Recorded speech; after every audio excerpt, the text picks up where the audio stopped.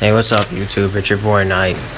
So today I'm be showing you a video talking about why it's hard to be Christian. Let me blur the feed of kills right now so you can't see, because I'm actually on another account. It's not my account, so I don't want people adding it or really knowing about it.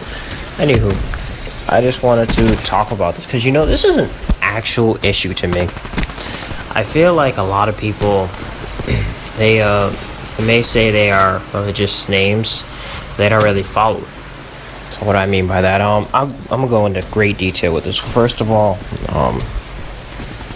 when you are a Christian, like an actual Christian, like if you want people to identify you like as a Christian, as somebody who loves God, you want to show something.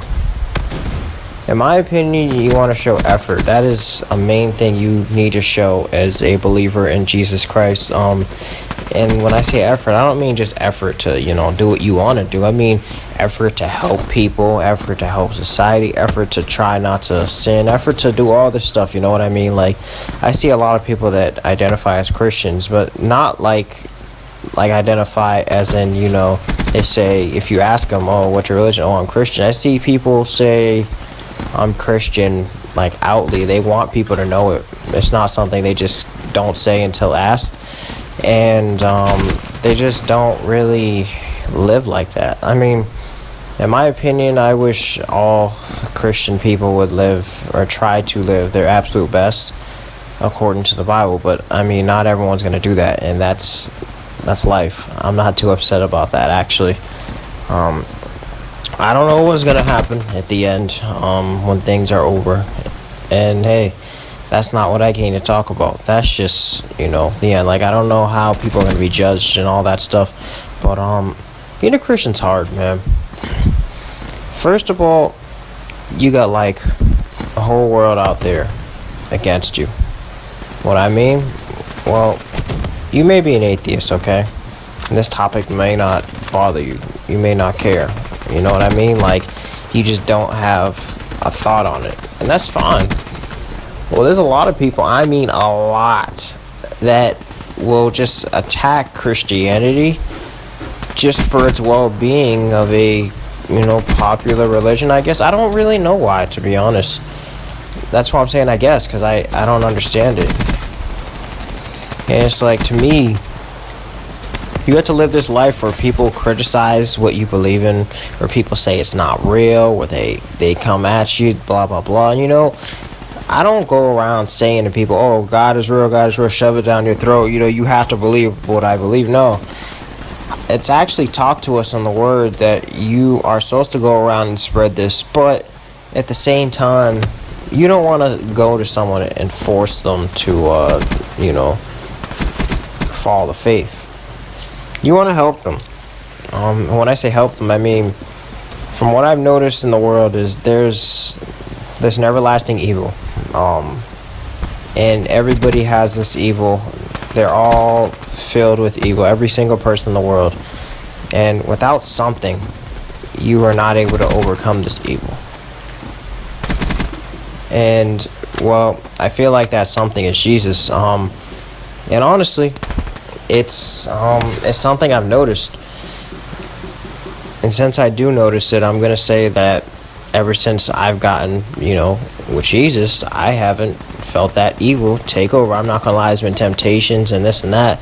But as for, feeling the obligated need to do something or act out or whatever, I just don't feel it anymore. But a lot of people don't even notice or recognize that or say good job or anything. Really, it's kind of just one of those things where it's like, oh, well, you did the right thing, no one cares. You do the wrong thing, everyone cares. That's the truth. I gotta say, it's really difficult, like, living this way.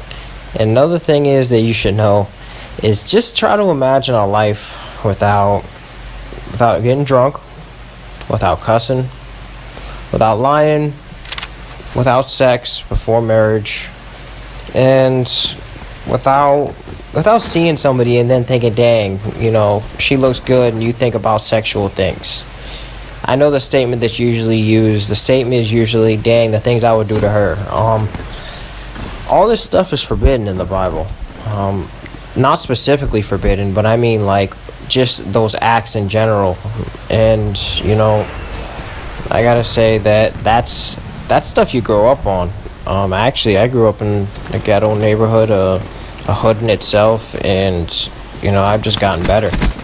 I used to do a lot of stuff I shouldn't have done, and honestly, I'm proud I stopped. It's been a long way coming for the life that I've been living because I never was this great. And when I say great, I don't mean better than anyone else. I mean like well-mannered, behaved, understanding, accepting, patient, all that stuff. That's never been me. In the past, and I'm going to go deep in the past so you understand how much of a change I've undergone. In the past, I was a bit selfish. I didn't really give too often for others. I cared plenty. I've always cared. Patience, honestly, if you were to, be that guy, like to talk mess about someone, or as everyone calls it, SHIT about someone, I'd be there at your front door ready to fight. That's what I used to do. I know it sounds funny. You're like, oh, this is Ray we're talking about. And I'm like, yeah, that was me. That was me, right? That I would be that guy. I'd be outside of your house ready to fight. And well, this is no more. I used to cuss all the time too. I used to do a lot of stuff, actually. I didn't lie, really. I lied if necessary. I feel that's the same norm today. I just try my absolute hardest not to. Before I felt like, oh, if I need to do it, I'm gonna do it. But I'm gonna talk about something from 3 years ago, because this is something that truly is special to me. July 27th, every year I celebrate it. I don't like to go into specific detail about this because I don't like offending people, I'm not going to go into specific detail. Certain people I will tell in specific detail because I feel like you will understand what I'm saying because, you may not have been there, but you have something of it to relate to. So, 3 years ago, basically, how do I say it? I was a huge sinner. I'm not going to say I'm not a sinner now, but I was a huge sinner. And my life was all about me. Me. But something was odd about me life. And here's what it was. It was actually, this is crazy what I'm about to tell you. So one day, I think it was late July, right before the 27th, I was feeling something. I was feeling a pressure on my chest. Like, when I say pressure on my chest, I mean like not someone actually putting pressure on it or a push, but like a feeling, a very discomforting feeling. And it was constantly telling me, you're not supposed to do this. This is sin. That you shouldn't be doing this. This. That. And I'm afraid. You know why? Because I don't understand. What is this telling me? Why am I getting this feeling, these words, all of this? Why am I getting that? It was a spiritual finger pointed at my soul. It was telling me I need to stop. And this was an even worse time than now, to be honest. Before, man, it was 3 years ago, it was much worse than before that. Before that, I would just be out, to fight anyone who would talk. But I got a lot worse in those last few years before I changed. And, it was actually just a coincidence that I was being pressed towards this feeling of guilt and fear. Because I just met some girl at the time. This girl is a Christian girl, and she is, she's a bright star in my life because if I didn't meet her, I don't know where I would be today. And, honestly, I gotta say that for me to meet her, I was able to go in the right direction again.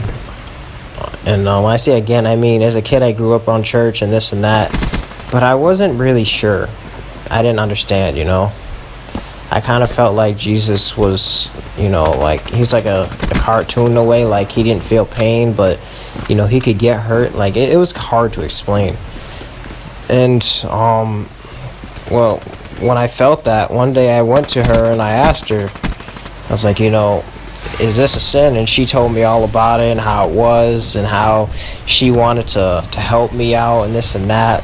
And honestly, I was just so amazed at the compassion and care and the love. And it's like, I see a sinner and I want to help him. And that was amazing to me. That was so amazing, because you just see a lot of people now and they're like, oh, I'm gonna live my life, I'm gonna get what I get, blah blah blah. And for everyone who's not, I don't care. That's really how most people are nowadays. And I got to see that compassion and love and care. It rubbed off on me. It rubbed off on me heavily too, because I became just like it. In fact, I do it today. I do the same thing. Somebody was mad at me one day because I always send them apparently bad seeds, and I told them, I hang out with sinners. That was my past. That's today. That's the life I live. And unfortunately, it can be disturbing at times. But on the positive note, I am willing to help anyone. Anybody. There's a point where I'm not going to speak to you anymore when you disrespect me or this and that. But I'm not going to go as far as disrespect you or insult you. That's going to add more insult and negatives to the Christianity that I am following. And that is not something I want to do. So this video is about to end. I just wanted to talk to y'all about that because it's truth. So y'all have a good day, good night, whatever. See ya.